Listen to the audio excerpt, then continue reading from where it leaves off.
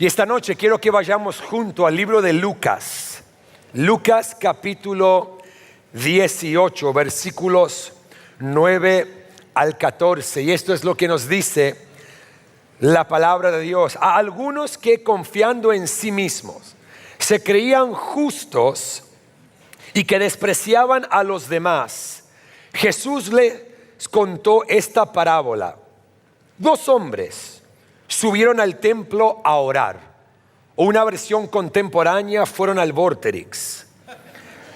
Uno era fariseo y el otro recaudador de impuestos. El fariseo se puso a orar consigo mismo. Oh Dios, te doy gracias porque no soy como otros hombres. Humilde el pibe. Ladrones, malhechores, adúlteros, ni mucho menos como ese recaudador de impuestos. ¿Te imaginas venir a la iglesia y en tu oración señalar a los demás? Es más, no llamaría ese lugar una iglesia. Esto es lo que está haciendo el fariseo. Dice, ni como este recaudador de impuestos. Sigue y dice en el versículo 12, ayuno 2 veces a la semana. Bravo. Y doy la 10ª parte de todo lo que recibo. En cambio, dijo Jesús, el recaudador de impuestos que se había quedado a la distancia, ni siquiera se atrevía a alzar la vista al cielo, sino que golpeaba el pecho y decía, oh Dios, ten compasión de mí, que soy un pecador.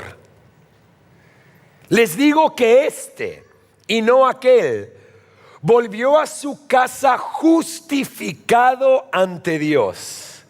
Pues todo el que a sí mismo se enaltece será humillado, y el que se humilla será enaltecido.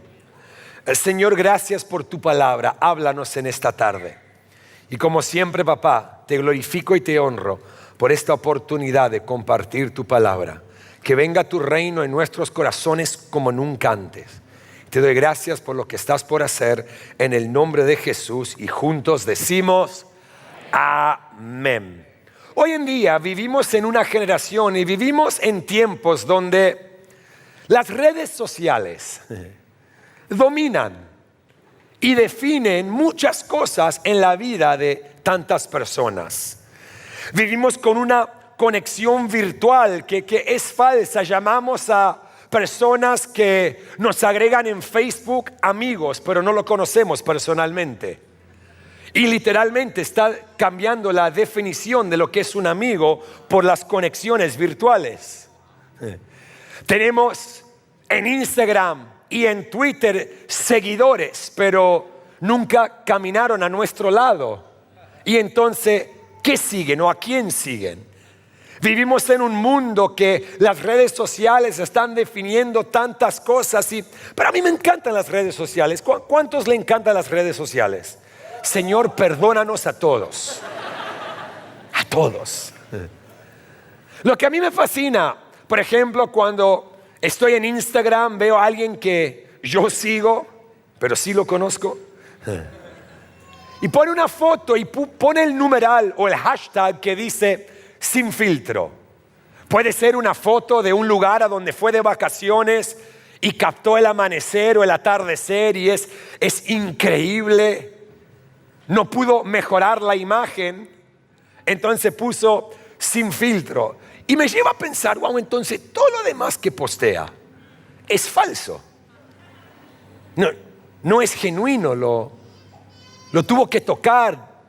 En su propia opinión pensó que lo podía mejorar, pero esta no pudo. Entonces, para que todos sepan, esta, chicos, es genuina, sin filtros. Lo gracioso es que hay tantas personas que viven de esa forma. Le ponen filtros a su vida. Aparentamos, fingimos.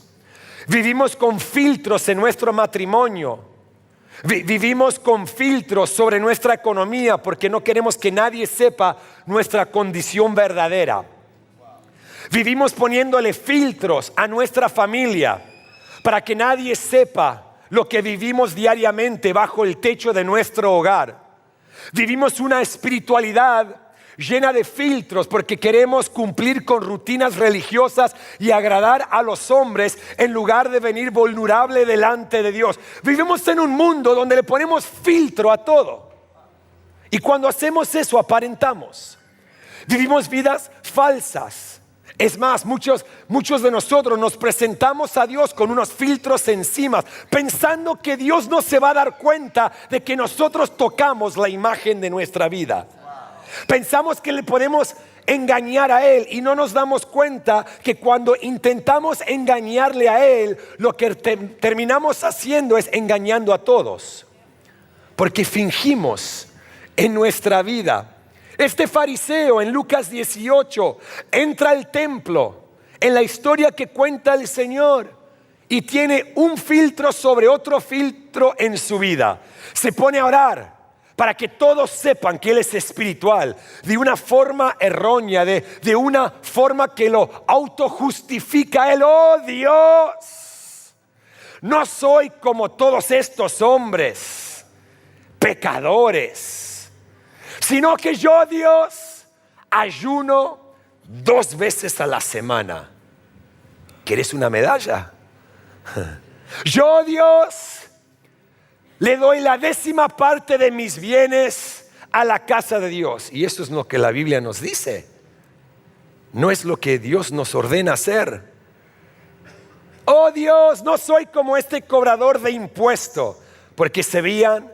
Los cobradores de impuestos en estos tiempos eran ladrones, eran el enemigo de los judíos porque representaban al imperio romano y le cobraban los impuestos y siempre le sacaban más. Y entonces él está señalando, autojustificándose, diciendo: yo hago esto, yo hago lo otro, pero no como él.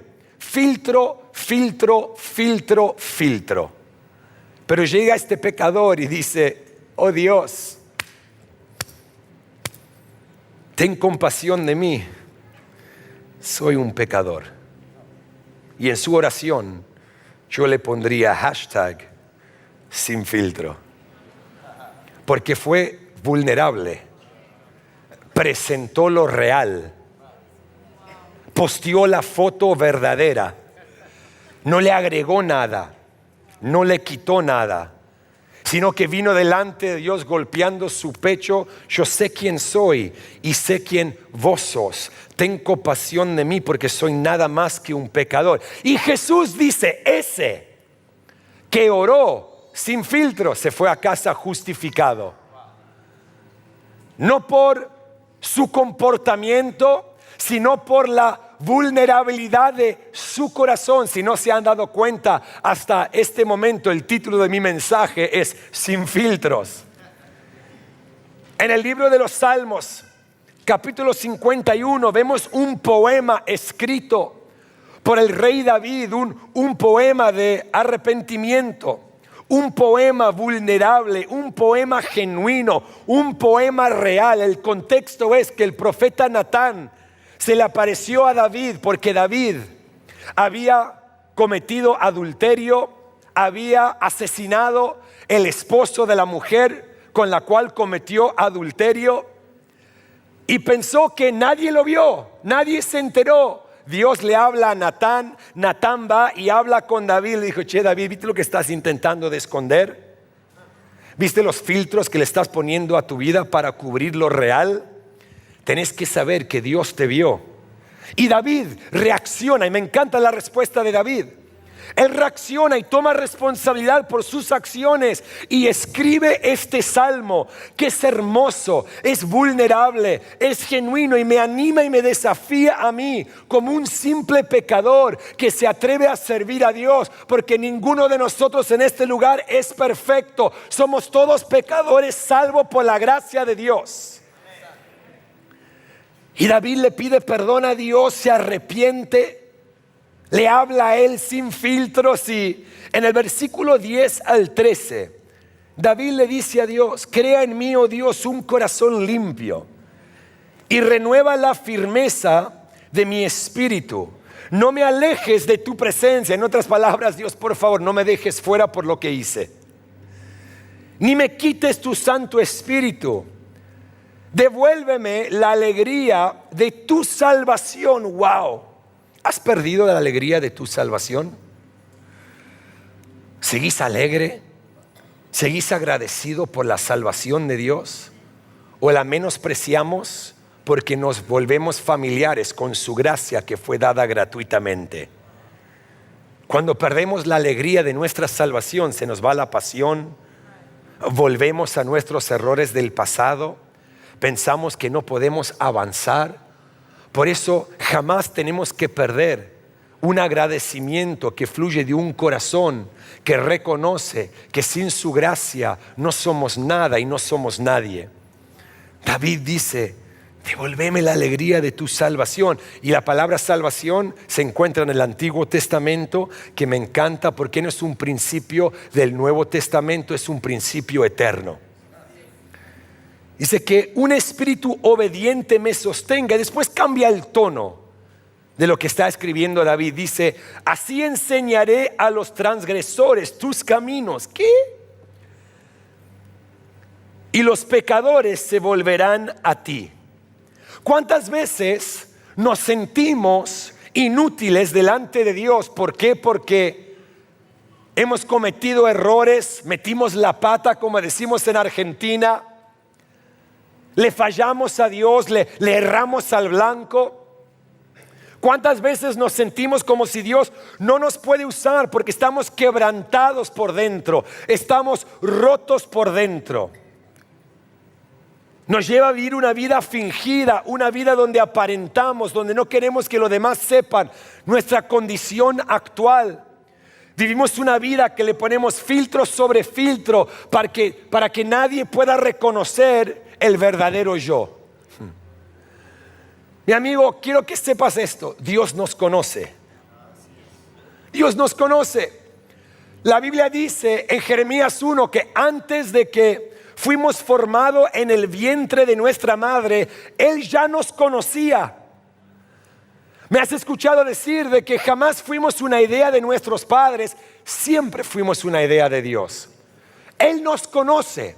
Así que ¿por qué perdemos tiempo poniéndole filtros a nuestras vidas? Aquel que nos conoce, el que conoce nuestro pecado, el que conoce nuestra debilidad, el que conoce nuestros errores, el que conoce nuestro pasado, pero aún conociéndonos, sigue amándonos. La Biblia dice que Él conoce hasta la cantidad de pelo que tenemos en la cabeza. Sé que para algunos no es mucho, pero también te conoce. Te sigue amando, aún con poco pelo o sin pelo. Te sigue amando. Por eso tenemos que entender que no tenemos que ponerle filtros a nuestras vidas, sino presentarnos vulnerable delante de Él y vulnerable delante de los demás, porque no nos podemos autojustificar, no le podemos engañar a Dios.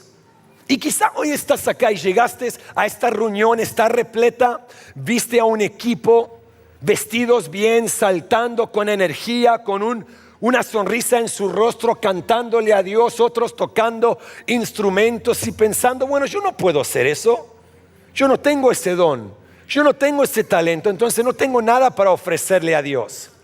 Quizá entraste por la puerta de la entrada y vistes algunas personas con una sonrisa bien grande y con un abrazo lleno de amor, dándote la bienvenida, diciéndote bienvenido a casa, y vos decís: bueno, en mi rostro no tengo una sonrisa por el dolor de mi corazón, yo no puedo abrazar a nadie, yo no tengo nada para ofrecerle a Dios. Ves a otras personas sirviendo, me ves a mí, o a personas como Juani o mi esposa y otros que vienen y toman un micrófono y hablan de acá arriba, y vos pensás: yo jamás puedo hacer eso, entonces yo no tengo nada para ofrecerle a Dios, porque estoy quebrantado por dentro, estoy dolorido, estoy roto. Bueno, entregale eso a Dios, porque es lo único que requiere. Es lo único que necesita. Pero vivimos en un continente donde siempre le decimos a la gente: si no eres perfecto, Dios no te puede usar. Vivimos, y yo lo digo, en nuestra iglesia le tenemos que dar lo mejor a Dios, lo mejor de nuestra adoración, lo mejor en nuestro servicio. Tenemos que edificar una iglesia excelente, pero darle lo mejor a Dios no fluye desde una posición de perfección, sino que fluye desde una posición de quebrantamiento. Porque lo único que Él requiere de nosotros es el quebrantamiento de nuestro corazón. David vino quebrantado delante de Él. El recaudador de impuestos, quebrantado delante de Dios. Y Jesús dijo, Él se fue a su casa justificado. El que parecía tener todo en orden, el que dice ayunar, el que dice diezmar, el que dice ser mejor que los demás, y se autojustificó, no tiene necesidad de mí, porque depende de sus propias fuerzas. Pero el que se presenta quebrantado delante de mí, reconoce que me necesita a mí. Te digo por qué, porque el quebrantamiento, mi amigo, es lo único que Dios requiere. Por eso podemos vivir como cristianos vidas sin filtros. No tenemos que ser falsos, tenemos que ser genuinos, reales. Porque eso es lo que va a marcar una diferencia. Un cristiano falso no cambia nada. Un cristiano real llega hasta lo más profundo de la oscuridad con un mensaje de la luz de Cristo para demostrar, ¿sabe qué? No somos perfectos, pero con nuestras arrugas, con nuestro pecado, con nuestras debilidades, Dios nos aceptó y nos amó tanto. Nos amó demasiado para dejarnos así, nos empoderó para que podamos entrar en el plan y el propósito que Él tiene para nosotros.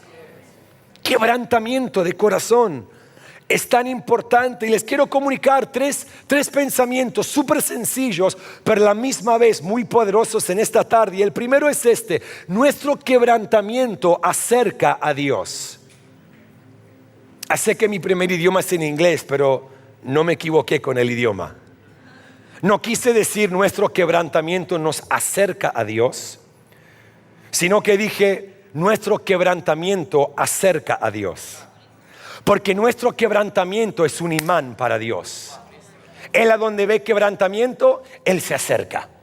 Salmo 34, 18, la palabra dice: el Señor está cerca de los quebrantados de corazón y salva a los de espíritu abatido. ¿Te sentís quebrantado? ¿Es lo único que tenés para ofrecer? ¿Te sentís abatido? ¿Te sentís roto? Bienvenido al club. Es lo único que Dios necesita para acercarse a un individuo que reconoce: lo único que tengo para dar son mis debilidades, mis fracasos, mi corazón quebrantado. Y Dios se acerca, porque el quebrantamiento produce humildad. Y la humildad reconoce que no puedo sin Él.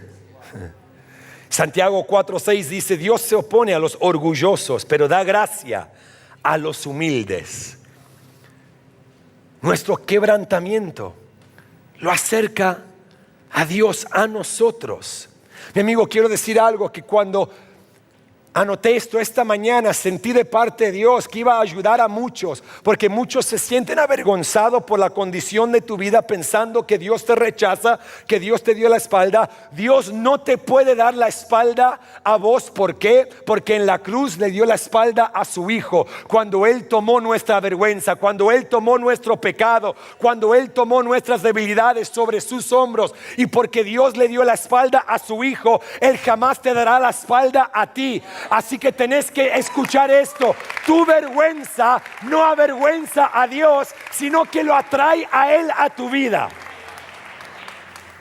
Déjame decirlo de vuelta: tu vergüenza no avergüenza a Dios, sino que lo atrae a Él a tu vida. Nuestro quebrantamiento acerca a Dios. En segundo lugar, nuestro quebrantamiento agrada a Dios. ¿Qué? ¿Cómo vamos a agradar a Dios con lo roto de nuestras vidas? Porque eso es lo que Él quiere, que vengas a Él sin filtro. Y nuestro quebrantamiento agrada a Él. En Salmo 51, versículo 17, David dice: el sacrificio que te agrada es mi servicio en las 5 reuniones en Hillsong, Buenos Aires. No dice eso. El sacrificio que te agrada es mi adoración en la iglesia todos los domingos, donde levanto mis manos y cierro mis ojos. Eso te agrada. No dice eso. El sacrificio que te agrada son los diezmos que traigo cada mes a la casa de Dios para traer provisión para la visión. No dice eso tampoco. El sacrificio que te agrada es el dinero que le doy a la gente en situación de calle cuando camino entre semana por las calles de la ciudad de Buenos Aires. No dice eso. Todo eso es bueno, pero no es lo que agrada a Dios. Sino que dice, el sacrificio que te agrada es mi espíritu quebrantado. Tú, oh Dios, no desprecias al corazón quebrantado y arrepentido. Nuestro espíritu quebrantado agrada a Dios. En la traducción del mensaje, el versículo 16 y 17 dice esto: el dejarme llevar por la corriente no te agrada. Una actuación perfecta no es nada para ti. Yo aprendí a adorar a Dios cuando mi orgullo fue destruido. Dios siempre presta atención a los corazones quebrantados, listos para amar. Nuestro quebrantamiento agrada a Dios. Digo por qué. Porque quita el orgullo de nuestras vidas. Dios dijo, Él dijo esto: yo soy el gran yo soy. Si la declaración de Dios es yo soy el gran yo soy, entonces mi declaración debe ser yo no soy. Y cuando entendés que vos no sos y que Él sí es, no vas a vivir con filtros en tu vida, porque entendés que el gran yo soy te lleva a hacer lo que Él dice que puedes hacer y a ser la persona que Él dice que puedes ser, porque el gran yo soy siempre opera y obra en un corazón quebrantado. Nuestro quebrantamiento agrada a Dios. Y cuando entendemos eso, vamos a vivir como trofeos de su gracia y no trofeos de nuestras obras. A los religiosos les encanta vivir como trofeos de su, mira lo que hice, yo ayuno a Dios 2 veces al día, qué bueno, estoy tan espiritual, yo soy más cristiano que ese. Yo voy a la iglesia no solamente los domingos, pero de lunes a sábado, soy más espiritual que los demás. Y nos transformamos trofeos de nuestro comportamiento y de nuestras obras. Mi mamá en su casa en Australia, yo extraño a mi vieja. Ella tiene un cuarto en su casa lleno de trofeos. Mi hermano jugó el fútbol para la selección australiana, representó a Australia por varios años en la selección mayor, también en la selección olímpica. Él jugó fútbol en Europa, en Asia, por otras partes también. Y entonces tenemos un cuarto lleno de sus trofeos, también de los míos, porque yo gané los míos. Con mi otro hermano jugando al fútbol. Tenemos en ese cuarto, en la casa de mi mamá, casacas de la selección que eran de mi hermana, y no solamente la de él, sino aquellas que intercambió con otros jugadores. Y hay un montón de fotos de jugadores súper reconocidos de su época. Y a mi mamá le encanta cuando alguien va a la casa entrar a ese cuarto, y normalmente cuando yo llevo a alguien, yo le digo, vení a este cuarto, y mamá empieza a decir, este cuarto está lleno de los trofeos, de los logros de mis hijos. Y son trofeos de nuestros logros. Pero en el cielo, Dios nos tiene a nosotros en sus estanterías como trofeos de su gracia. No por nuestras obras, sino por la obra de Jesús. Lo único que nosotros tenemos que entender es que nuestro quebrantamiento acerca a Dios, nuestro quebrantamiento agrada a Dios, y por eso podemos vivir en este mundo como trofeos de su gracia y no trofeos de nuestras obras, y nos quita la presión de querer vivir religiosamente y nos empodera para vivir con Él relacionalmente como trofeos de su gracia. Nuestro quebrantamiento acerca a Dios, nuestro quebrantamiento agrada a Dios. Número 3, mientras viene el equipo, Nuestro quebrantamiento tiene un propósito. Tiene un propósito. ¿Qué? Dios puede usar mi dolor. Dios puede usar lo roto que estoy por dentro. Mi amigo, por los últimos 20 años, Dios ha usado las adicciones de mi pasado para que muchos vengan a los pies de Cristo.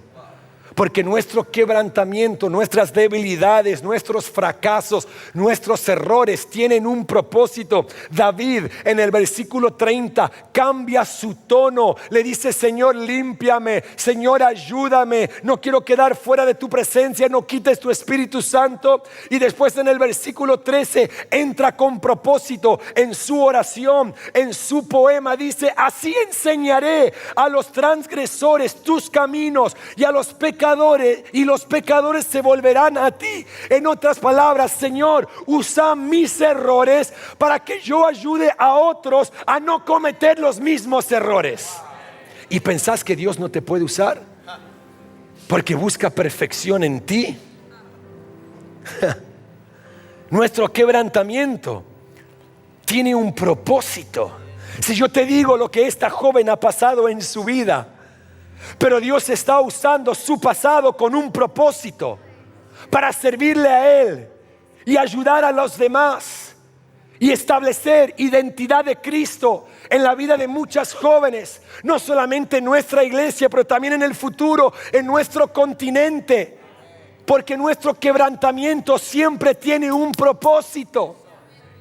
En Marcos capítulo 14, versículos 1 al 6, me encanta esta historia. El Señor está en una casa, la casa de un religioso. Está hablando y de repente se abre la puerta y entra una mujer y se tira a los pies de Cristo. La historia nos narra de que tiene un frasco de alabastro lleno de un perfume muy costoso y rompe el frasco. Y el contenido lo derrama sobre el cabello de Jesús y lo unge a Jesús.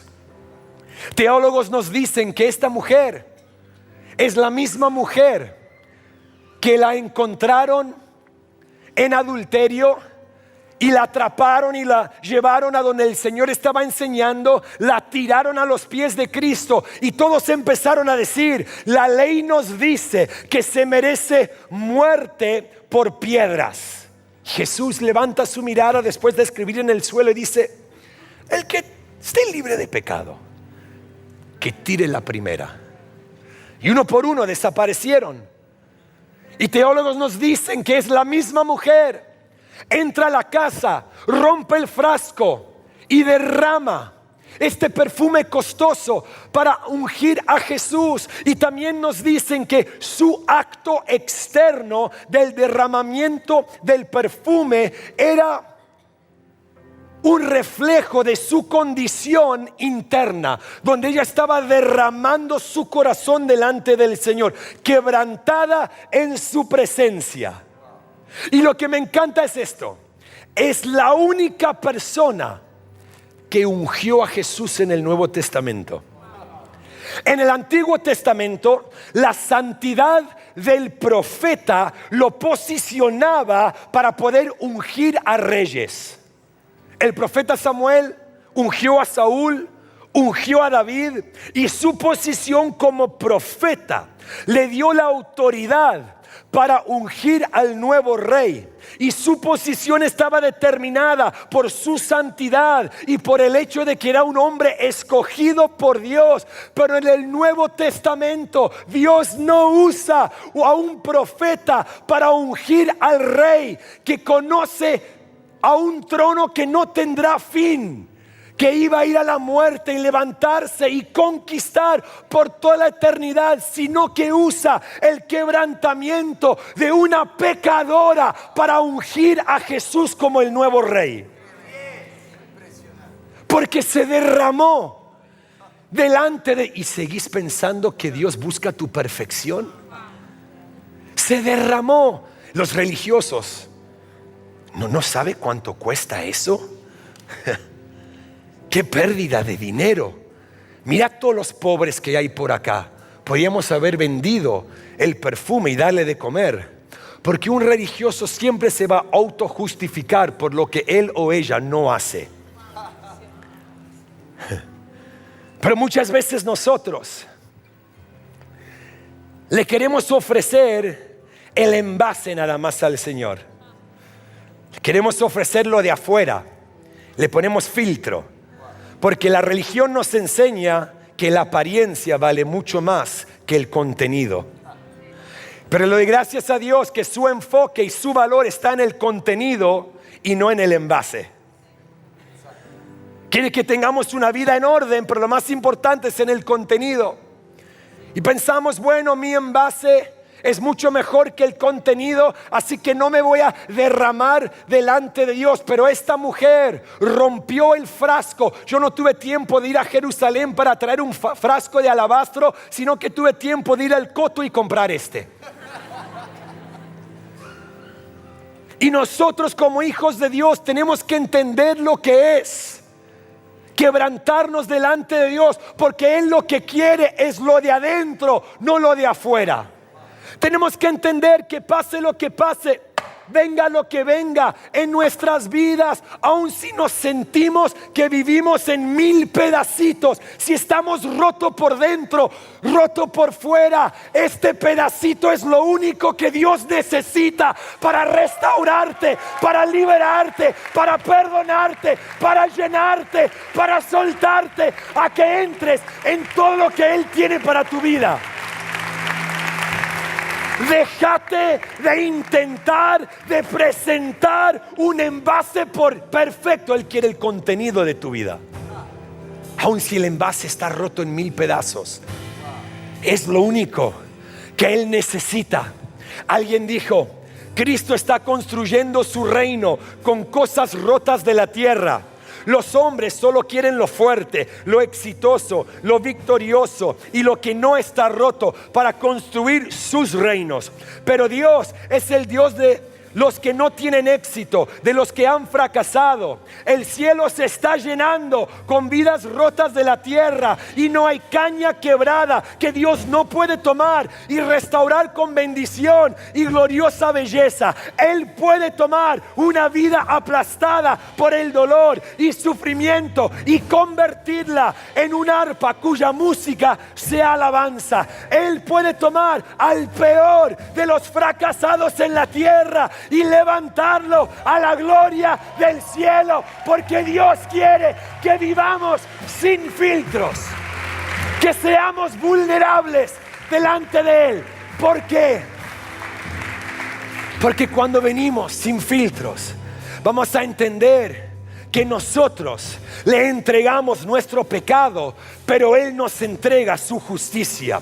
Nosotros le entregamos nuestras debilidades, pero Él nos entrega su fortaleza. Nosotros le entregamos nuestra impureza, pero Él nos entrega su pureza. Nosotros le entregamos nuestras inseguridades, pero Él nos entrega una nueva identidad en Cristo Jesús. Nosotros le entregamos nuestra rebelión, pero Él nos entrega paz que sobrepasa todo entendimiento, porque nuestro Dios no busca perfección, Él está buscando quebrantamiento.